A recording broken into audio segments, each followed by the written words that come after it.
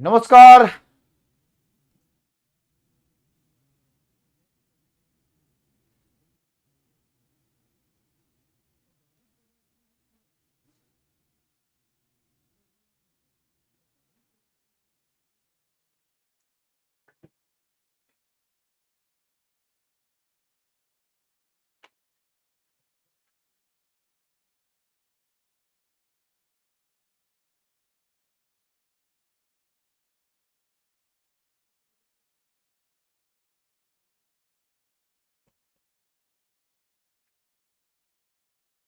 ચલો પ્રાર્થનાની શરૂઆત કરી દઈએ. નમસ્તે શારદે દેવી વિના પુસ્તક ધારિણી વિદ્યારંભ કરીષ્યામી પ્રસન્ન તું ભવ સર્વદા પ્રસન્ન તું ભવ સર્વદા.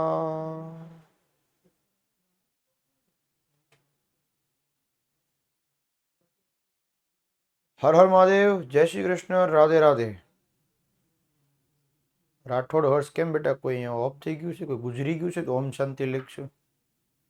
બધા જીવે છે, બધા સહી સુખી સલામત છે, ભગવાનની દયા છે.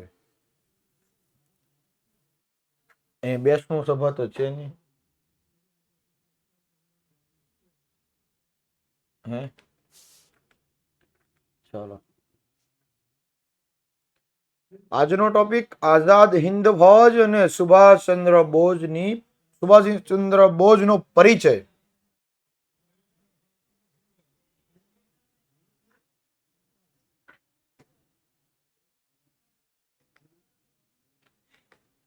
પણ આજને આપણે શું શીખવાના છીએ? તો કે આઝાદ હિન્દ ફૌજ અને સુભાષચંદ્ર બોઝ એટલે કે સુભાષ બાબુ. બાબુ એટલા માટે લાગે કે પશ્ચિમ બંગાળના છે એટલે લોકો ત્યાંના લોકોને બાબુ પાછળ નામ લખાય છે.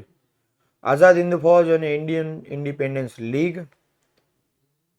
અને અંતિમ તબક્કો અને છેલ્લે આપણે સુભાષ બાબુની શહીદી પણ આપણે જોશું. પણ સુભાષચંદ્ર બોઝનો પરિચય અને કોણ હતા, એમના માતા કોણ હતા, એમના પિતા કોણ હતા, એમનું જીવન ચરિત્ર કેવું ગયું, કેવા કેવા એમને સાહસો લડ્યા અને દેશને ક્રાંતિકારી તરીકે પોતાની અદ્ભુતપૂર્વ સિદ્ધિઓ હાંસલ કરી. સૌપ્રથમ કે છે સુભાષચંદ્ર બોઝનો જન્મ ઓરિસ્સા રાજ્યના કટક શહેરમાં થયો હતો. આ સુભાષ બાબુનો જન્મ ઓડિશા રાજ્યના કટક શહેરમાં થયો હતો. ક્યારે? 23 જાન્યુઆરી 1897 ની અંદર. પિતાનું નામ રાય બહાદુર જાનકીનાથ બોઝ. આર્યા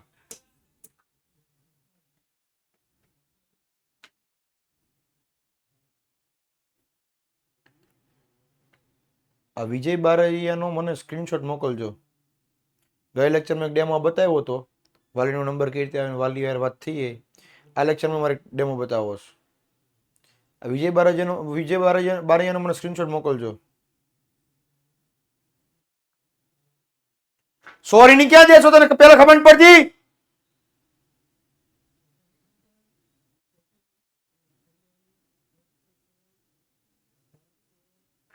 હમણાં સાહિલ સર ખીજાણા કે શાંતિથી ભણવામાં ધ્યાન આપો.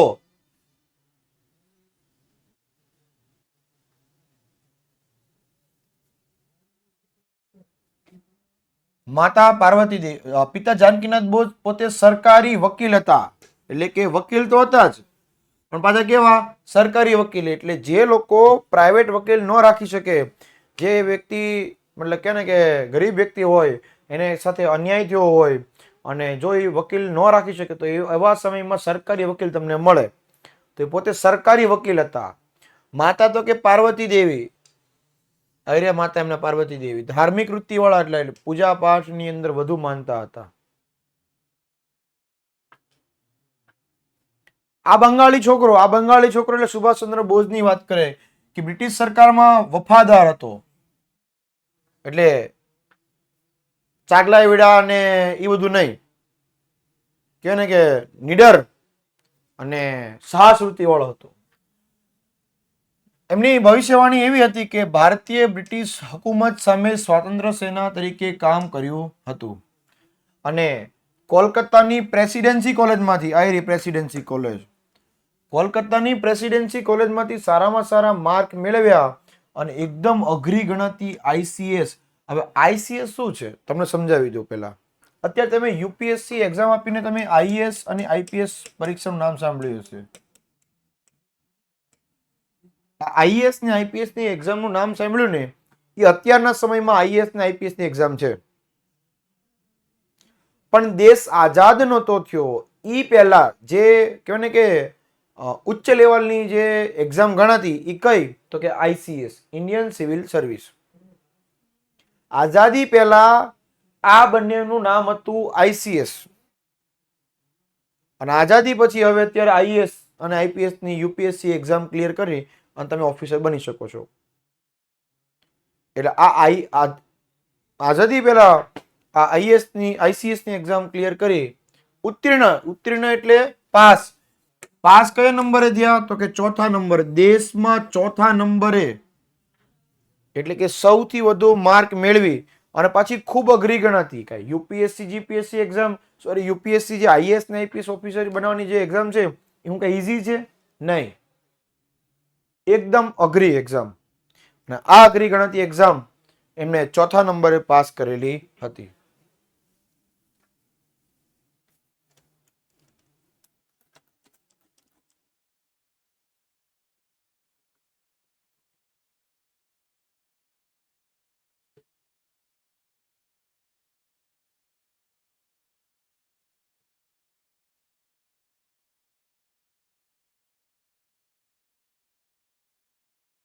કોલકાતાની પ્રેસિડેન્સી કોલેજમાં અંગ્રેજ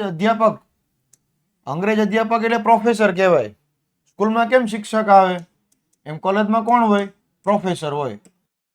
એ અધ્યાપકની જે રંગભેદની નીતિ, એટલે કે રંગભેદ એટલે કાળા ધોળાની નીતિ. આ કાળા ધોળાની નીતિના કારણે સુભાષચંદ્ર બોઝ સાથે બહુ અમાનવીય, એટલે કે એકદમ ખરાબ વર્તન થયું, એની સાથે અપમાનજનક વર્તન થયું. અને એમનો આ કડવો અનુભવ થયો અને એના મનમાં ક્રાંતિના બીજ રોપાયા કે હવે સાહેબ આ જે કાળા ધોળાનો ભેદભાવ છે ને એ મારે, એટલે કે આઝાદ સુભાષચંદ્ર બોઝે હવે મારે આને કહેવાય કે દૂર કરવા પડશે. કોને? સુભાષચંદ્ર બોઝે આ ક્રાંતિના જે બીજ પોતાના મનની અંદર રોપી દીધા. કારણ કે એમની સાથે અપમાન થયું, કાળા ધોળાનો રંગભેદ થયો. અને એમને સ્વાતંત્ર્ય સંગ્રામમાં ખૂબ રસ હતો. તેથી તે હિન્દી મહાસભાના સક્રિય, એટલે કે વધુ પડતા આગળ પડતા, એકદમ એક્ટિવ, એકદમ આગળ પડતા કાર્યકર્તા બની ગયા. અને એમને કયા પક્ષની રચના કરી, તો કે રાષ્ટ્રીય સ્વરાજ પક્ષની રચના કરી. ક્યારે કરી? 1923માં. અને તમામ જે યુવાનો હતા એના અતિ પ્રિય, એટલે એકદમ ફેવરેટ નેતા બની ગયા. ઘણા સ્કૂલોમાં તમે જોતા ને તમારા અમુક સર ફેવરેટ હોય, અમુક મેડમ ફેવરેટ હોય. કારણ કે એની જે ભણવાની પદ્ધતિ, એમના અમુક નિયમો, અમુક એમની આચાર વિચાર, અમુક પદ્ધતિ એ તમને ગમતી હોય છે. બરાબર ને? તો એમ આ સુભાષચંદ્ર બોઝ પણ યુવાનોના શું થઈ ગયા? અતિ પ્રિય નેતા બની ગયા.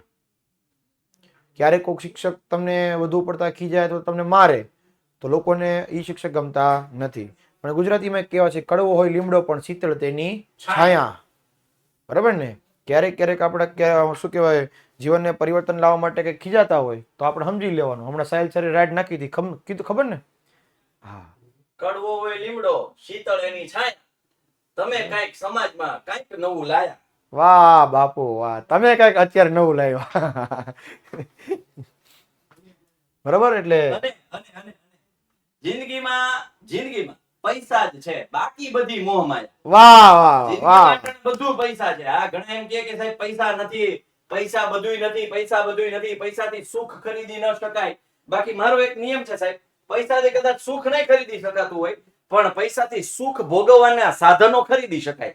એટલે હે ચોક્કસ. એટલે પૈસા કમાવાના, મહેનત કરવાની, જબરદસ્ત રીતે મહેનત કરવાની, કરિયર બનાવવાનું, આમ કહેવાય ને દિલ ફાડીને મહેનત કરવાની.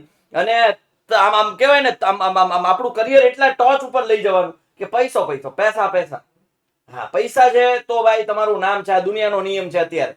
હવે ઘણાને એવું લાગશે કે ઓ સાહેબ આ પૈસા કાંઈ નથી રાખ્યું. ના એવું કાંઈ નથી. એ વાત છે. હે કડવો છે લીમડો શીતળ એની છાયા. સામાજિક વિજ્ઞાનમાં પાર્થ સર કંઈક નવું લાયા. ભાઈ ભાઈ. બરોબર. હવે ખાલી ભણવાથી અહીંયા નહીં ચાલે. એમાં તમારે શું કરવું પડશે? સ્કિલ શીખવી પડશે. સ્કિલ જો તમે શીખશો તો તમે પૈસા કમાશો.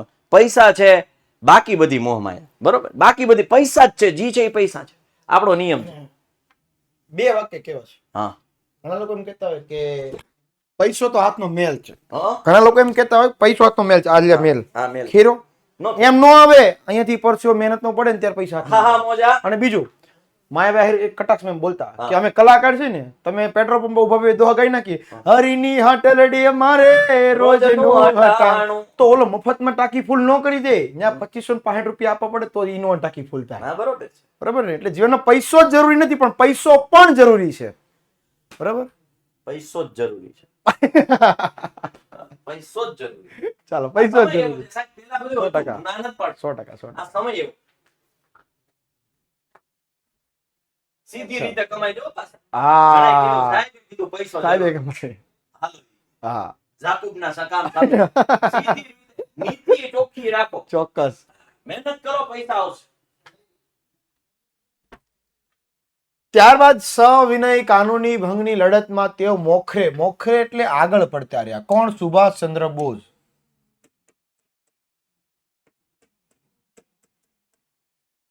પોતે જેલવાસ બેઠ્યો. ઓહો હથકડી બંધ મુઠ્ઠી. અને ઈસવીસન 1938 માત્ર 41 વર્ષની યુવાન વયે હરિપુરા એટલે કે સુરતમાં કોંગ્રેસ અધિવેશન એટલે મીટિંગ થઈ. ત્યાં પોતે પ્રમુખ સ્થાન તરીકે નિમ્યા. આહા વાહ. 41 વર્ષની ઉંમરે કોંગ્રેસના પ્રમુખ બની ગયા અને આટલી લોકપ્રિયતા અને યોગ્યતા એમને દર્શાવી હતી. પરંતુ કિંતુ સુભાષ બાબુના એટલે કે સુભાષચંદ્ર બોઝના અને ગાંધીજીના વિચારો ખાસ મેળ નહોતા ખાતા. હા બંનેનો લક્ષ્ય એક હતો ક્રાંતિકારી પણ બંનેના વિચારો અલગ થતા હતા. મતભેદ થતો એમ કીધું. અહીંયા મતભેદનો મિનિંગ શું થાય કે વિચાર એક સરખા ન થવા.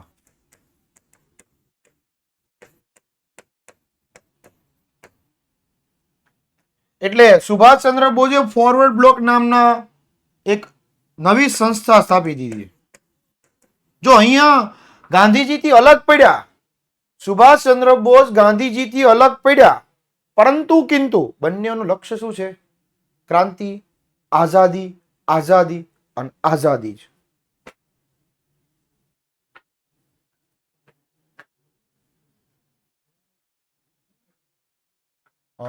એકમ કસોટી લગભગ તમારી 26 તારીખે છે, 26 ડિસેમ્બર. ઓકે, એટલે એકમ કસોટીના વિડીયો આવી જશે. એકમ કસોટી માટેનો આઈએમપી પણ આવી જશે. બિંદાસથી રહ્યો. બધું જ તમે માગ્યા પહેલા બધું પીરસાઈ જાય. એનું નામ વિદ્યાકુલ. બરાબર. માગો એ મળશે પૈસા સિવાય. હા નકા એમ કે સાહેબ 5000 મોકલો તો ફરવા જવું છે. પૈસા સિવાય બધું માગજો, બધું મળશે. અને સુભાષ બાબુએ અલગથી એક ફોરવર્ડ બ્લોક નામની નવો સંસ્થાકીય એટલે કે નવો રાજકીય પક્ષ સ્થાપી દીધો અને અવિરત સભાઓ સંબોધવી. એટલે અવિરત એટલે ચાલુ જ રાખી, કામ ચાલુ જ રાખ્યું, અટક્યા નહીં. Try will be success, try will be success. દેશ પ્રવાસ કર્યો અને બ્રિટિશરો એટલે કે અંગ્રેજો સામે જાગૃત કરવા માટે આશયથી ઠેર ઠેર પ્રવાસ કરીને લોકોના મનમાં વિચારો નાખી દીધા કે હવે આપણે અંગ્રેજોને ગમે એમ કરી અને આપણે એને હાકી મૂકવાના છે. અંતે હિન્દ સંરક્ષણ ધારાને આગળ વધારી અને પણ તેમની ધરપકડ થઈ ગઈ. આ બીજી વખત જેલમાં જવું પડ્યું. કારાવાસ એટલે કે જેલના પ્રકાર આવે. જેલના પ્રકાર આવે. કારાવાસ એટલે એકદમ કે જ્યાં અંધારું હોય અને આખી જેલમાં એક જ વ્યક્તિ હોય. એટલે કે ઈ ઓલામાં ઘણી વખત કેવું હોય કે જેલમાં 4-5 કેદીઓ હોય એક સાથે. ત્યારે આ કારાવાસ એટલે એકદમ કહે ને કે અંધારું હોય, કોઈને જવા ન દે, કોઈને બોલવા ન દે, એટલી ખરાબ જેલ એને કારાવાસ કહેવાય.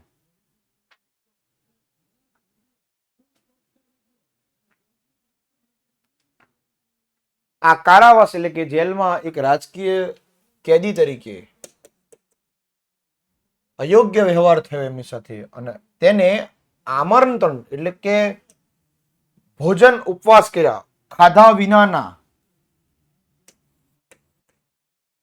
જમ્યા વગરના ઉપવાસ, એને આમંત્રણ ઉપવાસ કહેવામાં આવે છે. અન્ના હજારે ને ઘણા ખરા આપણા નેતાઓએ કરેલા છે. પણ તેમની તબિયત લથડી ગઈ એટલે બીમાર પડી ગયા પોતે. કોણ? સુભાષબાબુ. અને સુભાષબાબુની જ વાત ચાલે છે. એટલે એમના નિવાસ સ્થાન એટલે એમના ઘરે જ એમને નજરકેદ રાખવામાં આવ્યા. એટલે ઘરે એમને રહેવાનું, આરામ કરવાનું અને બહાર પોલીસ હોય એને નજરકેદ કહેવાય. નજર કે સામને જીગર કે પાસ, ઈ નહીં. નજરકેદ એટલે બહાર પોલીસ વાળા હોય ને અંદર ઘરમાં એને રહેવાનું. પરંતુ કિંતુ એમને પઠાણ એટલે કે મોટી પાઘડી પહેરી લીધી, મોટી મોટી દાઢી અહીં ચોંટાડી દીધી નકલી, અને ઘરમાંથી કોઈને ખબર વગર પઠાણના છુપાવેશમાં કોલકાતાથી ભાગી ગયા. ક્યાં ગયા? પેશાવર ગયા. આવી રહ્યું અહીંયા કોલકાતાથી તેઓ પોતે પેશાવરમાં ગયા, ત્યાંથી કાબુલ થઈ અને ઈરાન થઈ, રશિયા થઈ અને બર્લિન પહોંચી ગયા. જોયું? काहे पटाख से इधर से इधर, वहां से काबुल, काबुल से ईरान, ईरान से रसिया और बर्लिन पहुंच गए. पहुंचना इधर था तो डायरेक्ट सीधा नहीं जा सकते क्योंकि बीच में पकड़ा जाते थे.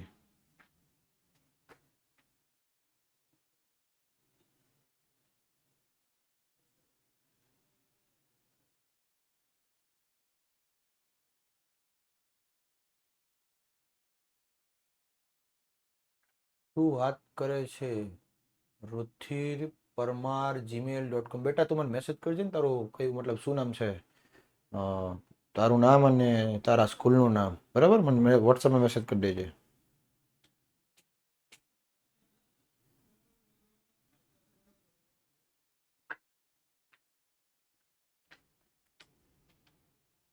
એટલે ત્યાં પહોંચી ગયા અને તેમનું ભારતીયોએ ઉષ્માભર્યું સ્વાગત કર્યું. કોનું સ્વાગત કર્યું? સુભાષચંદ્ર બોઝે. કયા દેશવાળાએ? જર્મનીએ. બર્લિન એટલે કે જર્મની વાળાએ સુભાષ બાબુનું સ્વાગત કર્યું. આવો આવો, વેલકમ વેલકમ, મહેમાન આવ્યા છે, પધારો પધારો, બેસો બેસો, ચા પાણી પીવો, કઈ લાવું કે નહીં તમારા માટે, એવું સ્વાગત કર્યું, ઉષ્મા ભર્યું. આવ મારા બાપ, આવ મારા બાપ, વાહ ભાઈ વાહ, આવ આવ આવ એમ. અને તેમને બર્લિનના એટલે કે જર્મનીના રેડિયો પરથી પોતાના દેશ બાંધવોને એટલે કે ભારતીયોને બ્રિટન સામે જેહાદ જગાવવા અનુરોધ કર્યો. જર્મનીને કીધું કે આપણે હવે અંગ્રેજોને ખદેડી મૂકવાના છે, તૈયાર થઈ જાઓ, સીટ બેલ્ટ પહેરી લ્યો. સાહેબ ફરવા જવાનું છે? નહીં, અંગ્રેજોને કાઢી મૂકવાના છે દેશમાંથી. સાહેબ એ તો હવે ન ગયા. હા, પણ આપણે અહીંયા પાઠમાંથી કાઢવાના છે. જર્મનીમાં હિટલર સાથે ભારતીય આઝાદી વિશે ચર્ચા કરી સુભાષ બાબુએ. જો ને હાથ મળાવે છે, હેલો હેલો કેસે હો, બઢિયા હૈ, એવી રીતે.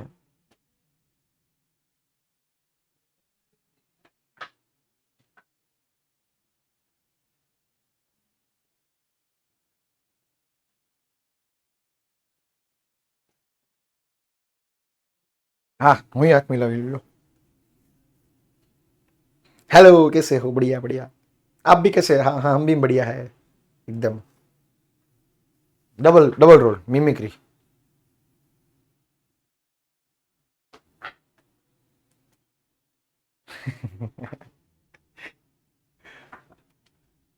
તેઓ પહેલા રોમમાં ગયા, પછી પેરિસમાં ગયા અને સ્વતંત્ર ભારતને લગતી લશ્કરી એકમો સ્થાપી 3000 ભારતીયોની ભરતી કરી. ભરતી એટલે સૈનિકમાં દાખલ થઈ ગયા સૈનિકો.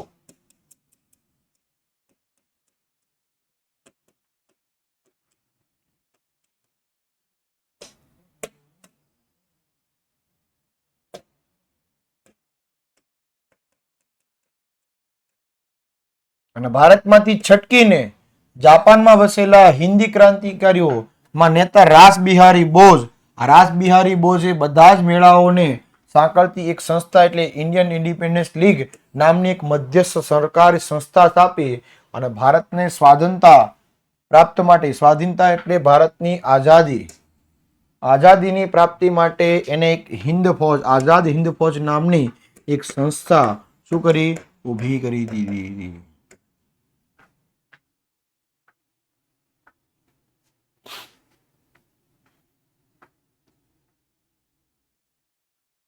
હા, પણ 9 વાગ્યા પછી, બરાબર.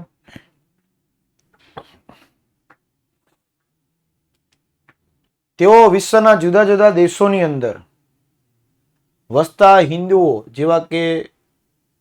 જેવા કે મલાયા, જાપાન, ચીન, સુમાત્રા, જાવા, હોંગકોંગ, બર્નિયો, અંદમાન, બ્રહ્મદેશ એટલે કે મ્યાનમાર, આ બધી જ જગ્યાએ 100 થી વધારે જગ્યાએ હાજરી આપી. કોણે? સુભાષ બાબુએ. અને જાપાનના હાથમાં યુદ્ધ કેદી તરીકે પકડાયેલા મોહનસિંહે આ પરિષદમાં એટલે મીટિંગમાં હાજરી આપી દીધી. અને તેમાં રાસ બિહારી બોઝનું પ્રમુખ સ્થાન હતું. બરાબર? એટલે આ બધા જ અંદમાન, મલાયા, બ્રહ્મદેશ, ચીન, હોંગકોંગ, જાપાન, બધી જગ્યા ઉપર સુભાષ બાબુએ પ્રચાર પ્રસાર કર્યો.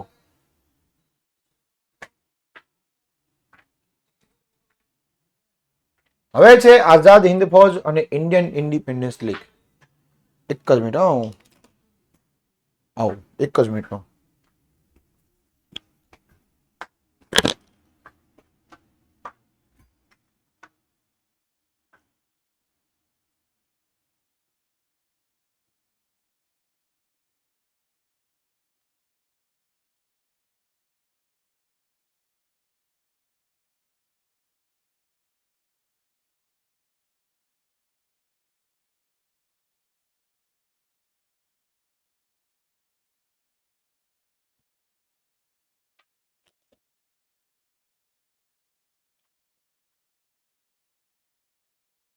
અંગ્રેજોની કડક સુરક્ષા એટલે સુભાષ બાબુ છે ને, સુભાષ બાબુનો પહેરેદારી કરવા માટે દરેક અંગ્રેજો બધી બાજુ આમ ગોઠવાઈ ગયા. અને આ કડક સુરક્ષાને ભેદીને એટલે ગમે ત્યાંથી અંગ્રેજોની નજરને આમ કે ને કે આમ એને આમ, તમારી એક ટેવ શું છે ખબર? જ્યારે જે વસ્તુ હાલતી હોય ને ત્યારે ન પૂછો. હું છેલ્લી 5 મિનિટ તમને આપીશ, ત્યાં તમે મને બધા જ પ્રશ્ન પૂછી લેજો.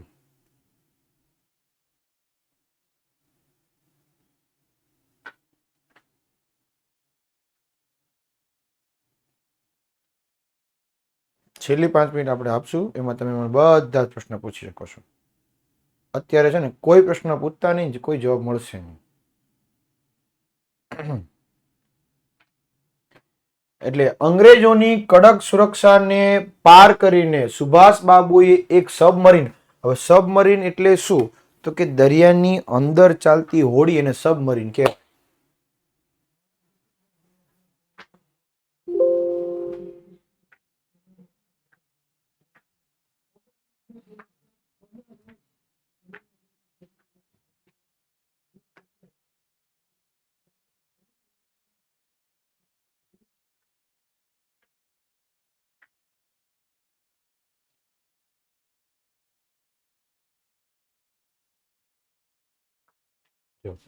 અને સબમરીન કહેવાય.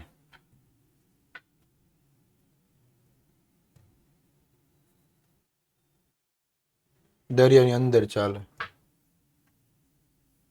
છે ને? હા.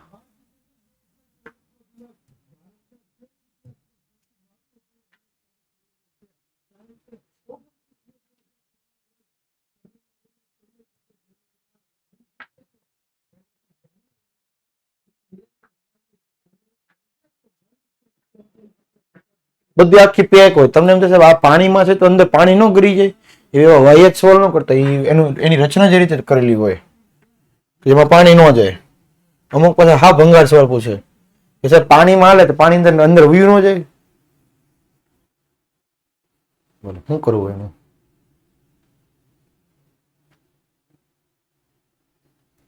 એવા એવા મગજમાંથી પ્રશ્ન કાઢે ને આપણને એમ થાય કે લેક્ચર ભલે ચાલુ રહ્યો, પેલા હું એને ઘેરે પગી જાઉં અને એને એક સારી વાત કહું એમ ઘરે જઈને.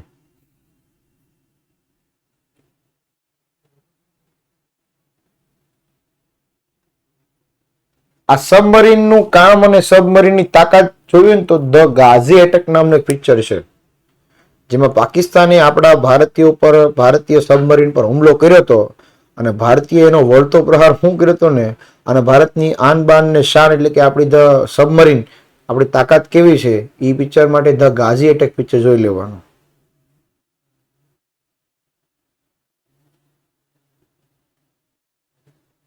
એટલે એક સબમરીન દ્વારા બર્લિન ખાતે સુભાષ બાબુ અંગ્રેજોને આમ કે ને કે એને એના નજરમાંથી કેદ થઈ અને બર્લિન ખાતે પહોંચી ગયા અને સફળતાપૂર્વક જાપાન પહોંચી એક જબ્બર સાહસ કર્યું. એટલે બર્લિન થી જાપાન ખાતે, બર્લિન થી જાપાન સામે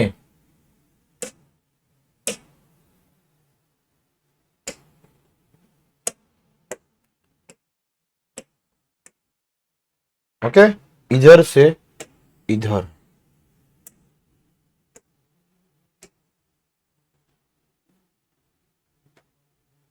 एक जब्बर એટલે એકદમ રિસ્ક લીધું, ખૂબ ઊંડું રિસ્ક લીધું.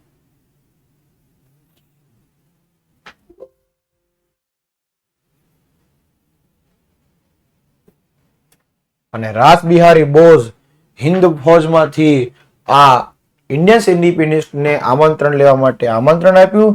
આ ફૌજ માત્ર ને માત્ર હિન્દી સૈનિકોની અને હિન્દી અધિકારીઓની જ છે અને ભારતની મુક્તિ માટે જ લડશે એવું જાપાન અને અગ્નિ એશિયાઓની હિન્દીઓને સાથે મદદ મળી.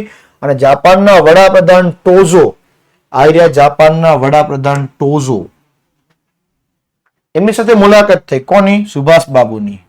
અને એમને હિન્દના પૂર્ણ સ્વરાજ્ય માટે તમામ પ્રકારના સહાય જાપાનને કરશે એવું નક્કી કર્યું અને જાપાનીઝ લશ્કર હિન્દમાં આગળ વધે એમ કામ ચલાવ સરકારની સ્થાપના કરી. એટલે એક અલગ વિભાગ, એક અલગ સંસ્થા, એક અલગ સંસ્થાની રચના કરવામાં આવી અને તેમને આ જાપાન તેમને માન્યતા પણ આપશે.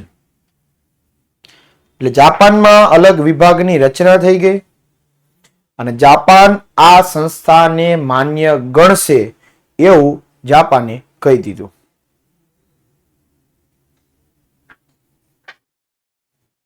શરૂઆતમાં તમને એમ થતું સાહેબ કેમ આવીને સવારમાં આવીને સીધા ખીજાણા, કારણ કે આ ટોપિક જ એવા છે.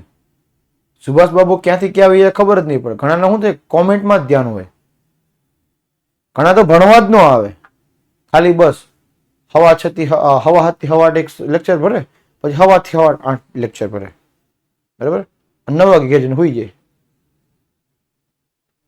ખાલી બસ ટાઈમ પાસ માટે જ આવે, જો આવે કે સર શું કરે છે, છોકરાઓ શું કરે છે, કોઈ કોમેન્ટ કરે છે કે નહીં, અમુક ખાલી જોવા જ આવે, એમ ધ્યાન રાખવા આવે. એમ જ્યારે આપણને એમ થાય ભગવાને એને માણસ તરીકે ઘડ્યો, સીસીટીવી તરીકે ઘડ્યો. હે ભઈલા, તું ખાલી જોવા જ આવે છે, એક કામ કરે ને, સીસીટીવી બની જા ને, એક ખૂણામાં ઉભો રહી જા, 24 કલાક ડ્યુટી આપ. આમ 24/7 એંગલ થી આમ જો, કોઈક પણ ચોરા કેમ આવ્યો અહીંયા, જ્યાં ઘરે આવ્યો જા, મારવાનું નહીં, એકદમ ખાલી બસ 10 મિનિટ પાછું જોવાનું. પછી એમ લાગે કે ભાઈ કોઈક આવે છે, કોણ હે, કેમ આવ્યો, ભાઈ એને કેમ દાદા તું ઘરે આવ્યો જા, તું ઘરે આવ્યો જા. ચાલો, સુભાષચંદ્ર જાપાનથી સિંગાપુર ગયા અને ત્યાં એમને સર્વસંમતિથી, સર્વસંમતિ એટલે બધાની મંજૂરી, બધાની પરવાનગી, ગુજરાતી શબ્દ એકદમ, બધાની પરવાનગી લઈને એક ઇન્ડિયન ઇન્ડિપેન્ડન્સ લીગ ના પ્રમુખ તરીકે તેમની વરણી એટલે નિમણૂક થઈ.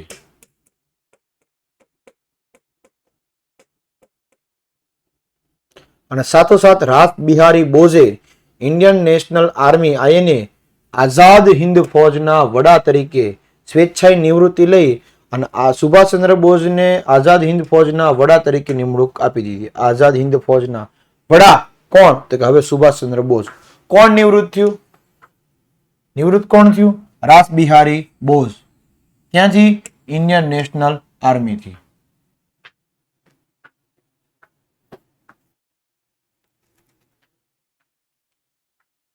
અને ત્યાં વસતા લોકોની માતૃભૂમિ સાથે સુભાષચંદ્ર બોઝે એમને હુલામણું નામ આપ્યું. હુલામણું એટલે અન્ય નામ, આપણે જેને કહેવાય ને નિક નેમ, બરાબર ને? હેતવી નામ હોય તો હેતુ કે, સમજાય છે? હા.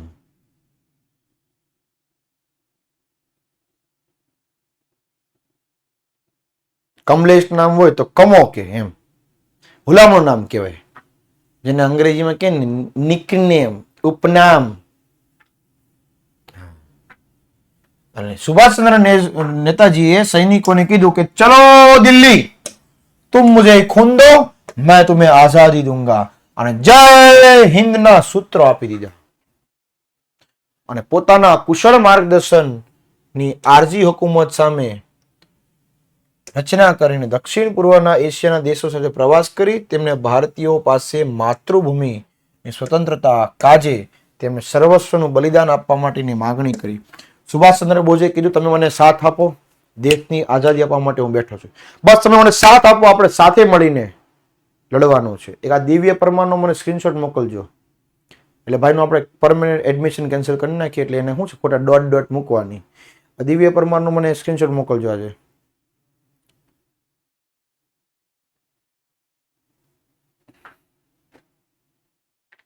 મેં કીધું ને એમ કે ઘણા ખાલી છે જોવા જ આવે. નહીં બેટા, સોરીની કોઈ જરૂર જ નથી, તારે ભણવાની જરૂર જ નથી. તું કા ક્રાંતિકારીએ જોડાઈ જા અને કા ઘરે આરામ કર.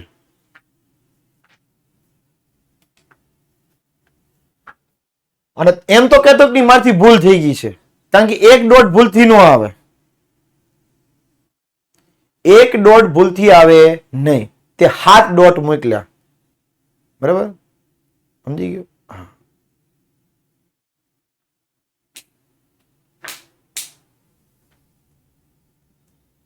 સુભાષચંદ્ર બોઝ અને તેમની કામ ચલાવ સરકારની સ્થાપના. આઝાદ હિન્દ ફૌજનું નેતૃત્વ સંભાળતા સુભાષચંદ્ર બોઝે કામ ચલાવ સરકારની સ્થાપના કરીને ત્યાંના વડાપ્રધાન અને લશ્કરના સર્વોચ્ચ વડા બની ગયા. એ આપણે જોયા. અને આ હિન્દી કામ ચલાવ સરકાર જાપાન, જર્મની, ચીન, ઇટાલી, બર્મા વગેરે દેશમાં માન્યતા આપી દીધી, એટલે પરવાનગી મળી ગઈ. સાથે સાથે હિન્દી ભાષાને રાષ્ટ્રીય ભાષા તરીકે ઘોષિત કરી દીધી. વાહ, બઢિયા કામ કિયા. અને રાષ્ટ્રધ્વજ તરીકે તિરંગો ધ્વજ સ્વીકારી દીધો. સારે જહાં સે અચ્છા હિન્દુસ્તાન મારા. બોલો ભારત માતા કી જય. અને આવક માટે જાપાનની સહાય સ્વૈચ્છિક ફાળો આપ્યો અને મિલકત વેરો રાખવાનું નક્કી કર્યું. અને નેતાજીએ 1943માં અંદમાન નિકોબાર ટાપુઓની મુલાકાત લીધી. આ ટાપુઓના અનુક્રમે શહીદ અને સ્વરાજ 2 નામ આપી દીધું. કોણે આપ્યું? સુભાષચંદ્ર બોઝે. કયા ટાપુને? અંદમાન નિકોબાર.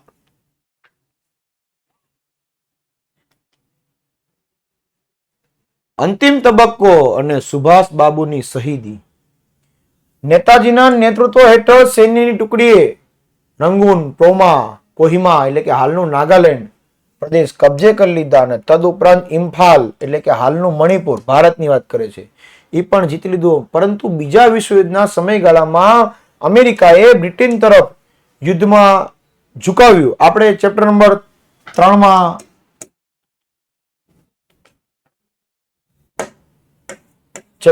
3માં આપણે જોયું હતું કે અમેરિકા કોઈની બાજુ હતું નહીં, પરંતુ જાપાને હિરોશીમા અને નાગાસાકી ઉપર અણુબોમ્બ ફેંક્યા હતા. બસ આ જ આ અણુબોમ્બ જે ફેંક્યા ને, આ જો દેખાય છે તમને, એ ધાડ. અને અણુબોમ્બ ફેંક્યા પછીની પરિસ્થિતિ, જો આ અણુબોમ્બ ફાટ્યો અને હવે પછીની પરિસ્થિતિ તો કે આવું થઈ ગયું હતું. જોયું? ખેદાન મેદાન થઈ ગયું બધું.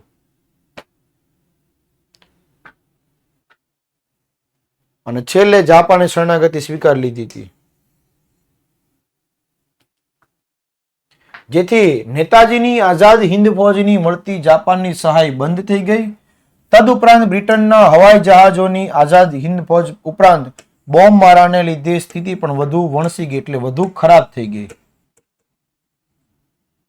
અને નેતાજી સુભાષચંદ્ર બોઝની આ કપરી એટલે ખરાબ પરિસ્થિતિની મુસાફરી કરતા બેંકોક, સાયગોન અને ફોર્માસા ટાપુના તાઈપાઈ વિમાન મથકે પહોંચ્યા, પણ વિમાનમાં અકસ્માતથી એની આગ લાગતા હોસ્પિટલમાં સારવાર દરમિયાન તેમનું અવસાન પામ્યું, એટલે મૃત્યુ પામ્યા. અને અલબત્ત આમ સુભાષ બાબુનું આ વિમાન અકસ્માતમાં અવસાન થયું તે બાબત આજે પણ એક વણ ઉકેલ્યું એટલે કે એવું કહે છે કે સુભાષ બાબુનું અવસાન પ્લેનમાં થયું, પણ એમની બોડી મળી નહોતી. હવે ધારો કે પ્લેન ક્રેશ થઈ ગયું ને, પ્લેન ક્રેશ થઈને છેલ્લે પડે તો જમીન પર જ ને, જમીન પર પ્લેન મળી ગયું પણ સુભાષ બાબુની બોડી એમાં મળી નહોતી. એટલે એવું કહે છે ઇતિહાસકારો કે સુભાષ બાબુની બોડી મળી નહોતી, એટલે સુભાષ બાબુનું અવસાન પ્લેનમાં થયું એવું કે, પણ એનું કોઈ હજી રહસ્ય ઉકેલવામાં આવ્યું નથી.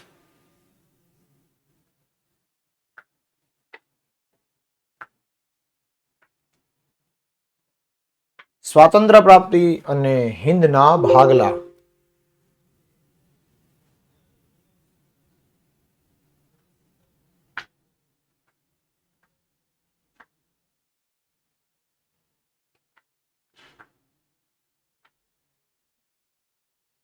ચાલો હવે જેને પ્રશ્ન હોય ને એ મને પૂછી લ્યો. હાલો, કોને કોને શું પ્રશ્ન છે કોમેન્ટ બંધ કરી દો, કોમેન્ટ બંધ કરી દો ફટાફટ. એકમ કસોટીમાં હાલો, એકમ કસોટીના ચેપ્ટર કહી દો તમને કયા કયા છે.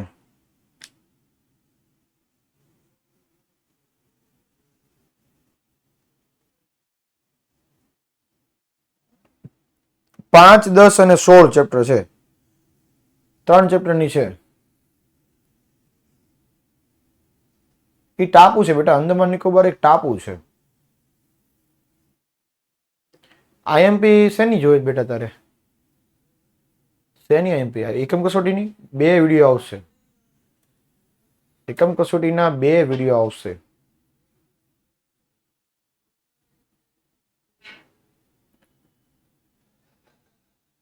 બે 3 દિવસ અગાઉ મુકાઈ જશે.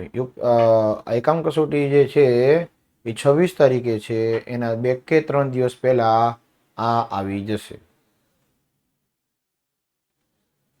તમારે નામ ચેન્જ કરવું હોય તો તમે તમારા એડમિશન કાઉન્સિલરને ફોન કરો, એટલે તમને એ ચેન્જ શીખવાડી દે.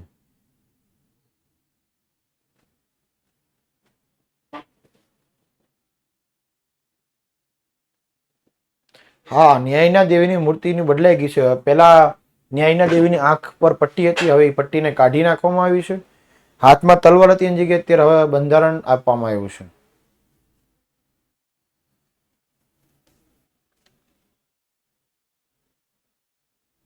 હા, સાયન્સની એકમ કસોટી બેટા લગભગ પૂરી થઈ ગઈ સાયન્સની.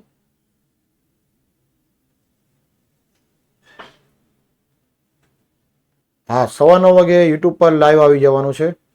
ધોરણ 10 માટે ખાસ અગત્યનું છે, એટલે તમારા ભાઈ બહેન જો ભણતા હોય તો એને કહેજો કે 10મા ધોરણનું અગત્યની લોન્ચિંગ છે. શું છે એ સરપ્રાઈઝ છે અને બોર્ડના વિદ્યાર્થી માટે જ છે, એટલે એ તમારા બધા જ વિદ્યાર્થી મિત્રોને કહેજો. યુપીએસસીની એક્ઝામ ક્યારે આપી શકાય? યુપીએસસીની એક્ઝામ તમે આમ તો એક નિયમ પ્રમાણે 19 વર્ષ પૂરા થયા બાદ આપી શકો, પણ યુપીએસસીની એક્ઝામને આપવા માટે તમારી પાસે બેચલર ડિગ્રી હોવી જોઈએ. 3 વર્ષની કોલેજ એને બેચલર ડિગ્રી કહેવાય. એ 3 વર્ષની બેચલર ડિગ્રી હોય તો તમે યુપીએસસીની એક્ઝામ આપી શકો. પણ એના માટે તમારી પાસે પાવરફુલ જનરલ નોલેજ હોવું જોઈએ. એટલે 21, 18 ને 12 ને 5 18, 18 ને 21 ઉંમર થાય અને તમારી પાસે 3 વર્ષની કોલેજ હોય તો તમે યુપીએસસીની એક્ઝામ આપી શકો છો. આ પાર્ટના એમપી ક્વેશ્ચન ચેપ્ટર પૂરું થાય એટલે બધા મળી જશે. એમાંય આ સબમરીન એ પેટ્રોલની જેમ જ હોય. એ ગાડી એ એક પ્રકારની ગાડી જ કહેવાય. બરાબર.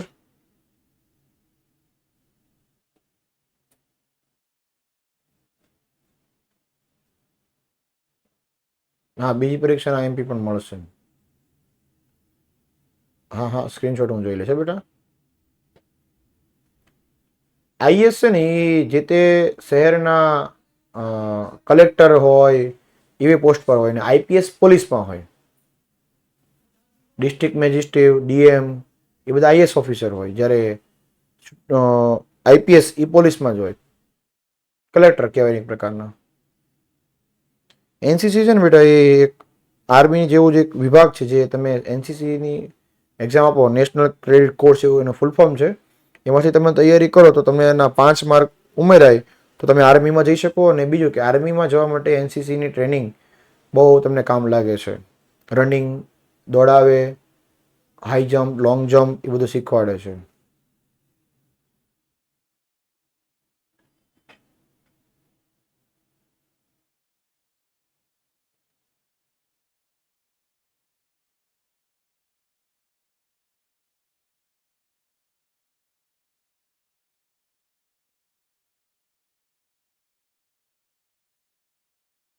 પીસીમાં કોમેન્ટ સેન્ડ ન થતી હોય તો ટેકનિકલ ટીમમાં ફોન કરજો, તમારા એડમિશન કાઉન્સિલરને ફોન કરજો.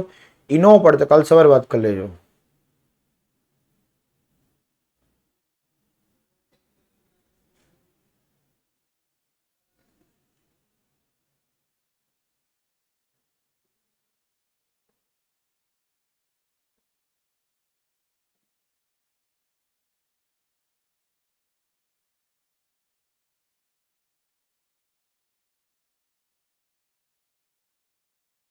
ઓકે છે. આઈએસ બનવા માટે શું કરવું પડે? બેટા ભણવું જ પડે. તમારી પાસે ઇતિહાસ, નાગરિક, ભૂગોળ, અંકગણિત, મેથેમેટિક્સ, ગુજરાતી ગ્રામર, અંગ્રેજી ગ્રામર અને બધું હાઈ લેવલનું જોઈએ અંદર. એકદમ ડીપમાં ઇતિહાસ જાય છે. કાલે આપણો લેક્ચર નથી એટલે મેં આજે લેક્ચર ગોઠવી દીધો છે. કાલે આપણો 8:15 નો લેક્ચર નથી. રેડી?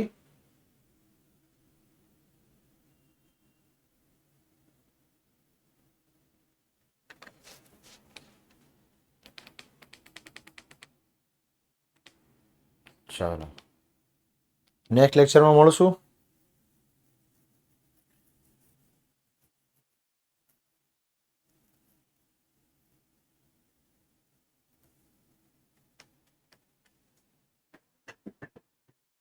અત્યાર વખત કીધી એકમ કસોટીની તારીખ 26 તારીખ.